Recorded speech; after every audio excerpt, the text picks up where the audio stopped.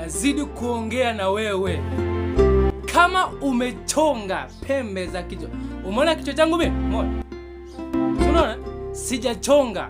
Yaani kama unachonga kichwa chako, na kuambia kwamba unamtukana Mungu. Na hakuna mbingu ya wachonga vichwa. Mungu ameumba, amesema kazi yake ni njema, akaona kila kitu kinapendeza na akalizika.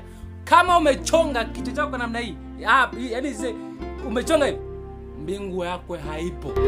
Na huna tofauti na mvaa wigi, huna tofauti na mtu aliyeweka bleach kwenye kichwa, huna tofauti na kahaba yoyote.